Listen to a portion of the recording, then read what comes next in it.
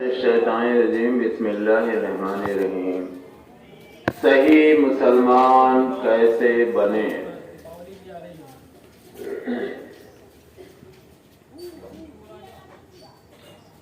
اللہ تبارک تعالیٰ نے اپنے کلام مقدس میں فرمایا ہے کہ ہم دوزخ کو انسانوں اور جناتوں سے بھر دیں گے، یعنی زیادہ تر تعداد انسانوں اور جنوں میں سے دوزخ میں جانے والی ہے۔ اس کو سمجھنے کے لیے اگر آپ دنیا کی تاریخ دیکھیں اور جو واقعات قرآن شریف میں بیان ہوئے ہیں، واقعی انسانوں کے آنکھ کھولنے کے لیے کافی ہے۔ لیکن اگر کسی چیز کی جانکاری نہ ہو تو دنیا میں موت ہی موت ہے۔ جیسے اس کو ایک مثال سے سمجھیں،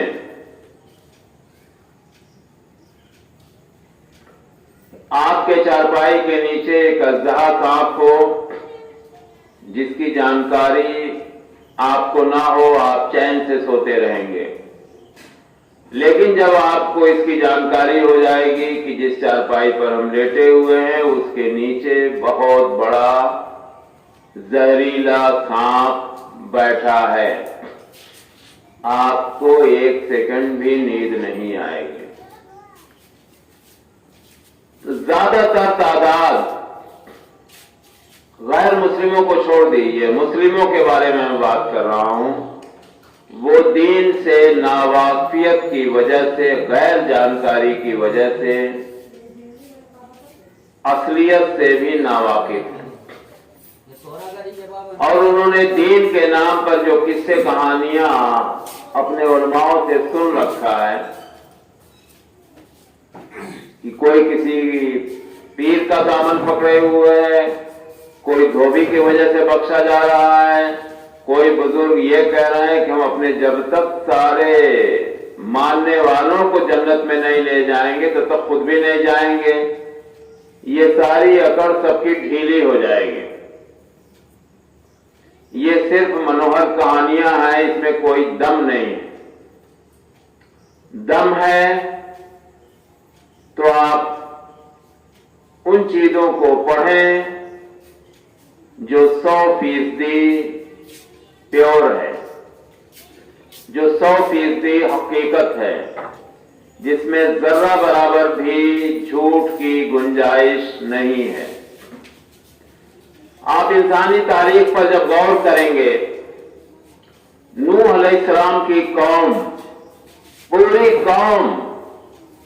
950 سال جب آپ سمجھاتے سمجھاتے تھک گئے، نوح علیہ السلام نے اللہ کی بارگاہ میں دعا فرمائی، اللہ تبارک تعالی ہم اپنی قوم سے بیزار ہیں، اب تو ہی اسے سنبھال۔ اللہ تعالیٰ نے کہا ٹھیک ہے، ہم ان کا حساب کیے دیتے ہیں، آپ ایک نائب بنائیے، آپ سوار ہوئیے، اپنے فالوورز کو سوار کیجئے جو آپ کو اور آپ کے بتائے ہوئے فرمان پر عمل کرتے ہیں، ان کو سوار کر لیجئے، جن میں بمشکل 23-24 لوگ بچے تھے۔ نافرمانوں میں ان کا اپنا بیٹا بھی شامل تھا، اور پورے دنیا میں جتنے لوگ تھے سب کو اللہ تبارک تعالیٰ نے غرق کر دیا پانی میں۔ اب کیا اس میں سے کوئی جنتی بھی تھا؟ سب کے سب دوزخ میں ہی جانے والے ہیں۔ دوسرا قصہ آپ لے لیجئے لوط علیہ السلام کا، جب قوم بدفعلی پر اتر آئی، سرکشی پر اتر آئی، لوط علیہ السلام بار بار منع کرتے رہے، باوجود وہ سرکش قوم اپنے گندے فعل سے باز نہیں آئی، تو اللہ تبارک تعالیٰ نے انہیں سبق سکھایا اور سبق سکھانے والوں میں لوط علیہ السلام کی بیگم صاحبہ بھی تھیں۔ 7 دن اور 7 رات مسلسل پتھروں کی بارش ہوتی رہی، اور یہاں تک روایتوں میں آتا ہے کہ ہر پتھروں پر مرنے والے کا نام بھی لکھا رہتا تھا۔ ایک صاحب کعبہ شریف چلے گئے تھے اسی میں سے، اور وہ پتھر جب تک وہ کعبہ شریف کے حدود میں تھے وہ ان کے سر پر مڑاتا رہا، اور جیوں ہی وہ کعبہ شریف کے حدود سے باہر آئے وہ پتھر ان کی جان لے لیتا۔ ابراہیم علیہ السلام کی قوم کو لیجئے، یعنی جتنے بھی پیغمبر آئے ہیں سب کے قوم میں، عاد و سمود کی قوم میں، سب میں اللہ تبارک تعالیٰ نے ان کی قوموں کو، ان کے امتیوں کو سبق سکھایا ہے دنیا میں، اور ہر پیغمبروں کے ماننے والے بہت کم تھے۔ حقیقت یہ ہے، آج ہم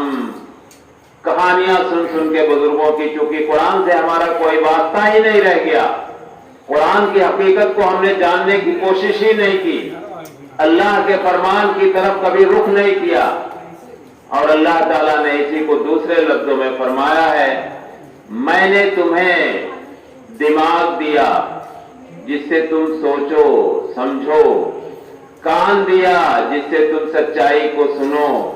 آنکھ دیا جس سے تم سچائی کو دیکھو، عبرت حاصل کرو، زبان دیا جس سے تم حق بات کہو، ناحق بات سے بچو۔ لیکن ہم نے ان سب چیزوں کا استعمال غلط جگہ کیا، صحیح جگہ کرنے کا موقع ہمیں نہیں نصیب ہوا۔ ہم اس مغالطے میں نہ رہیں کہ ہم اللہ کے نبی صلی اللہ علیہ وسلم کی امتی ہونے کی وجہ سے ہی سارے کے سارے بخش دیے جائیں گے۔ اگر ایسا ہوتا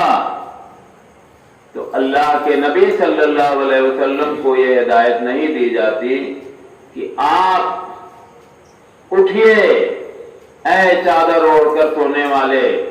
اٹھیے اور اپنے خاندان والوں کو، اپنے عزیز و اقارب کو، اپنے لوگوں کو جگائیے اور کہیے کہ ایک اللہ ہی عبادت کے لائق ہے، اگر تم کامیاب ہونا چاہتے ہو تو میری باتوں پر عمل کرو۔ تنہا تنہا بلا کر اپنے پھوپھی کو، اپنے چچا کو، اپنے بھائی کو، اپنے بھتیجوں کو کہ اے پھوپھی صاحبہ یہاں جو میرے پاس ہے ہم سے لے لو، وہاں اگر تمہارے پاس اعمال نہیں رہا تو میں تمہارے کسی کام نہیں آؤں گا۔ اے فاطمہ بیٹی، بیٹی فاطمہ جو جنت کی سردار ہوں گی،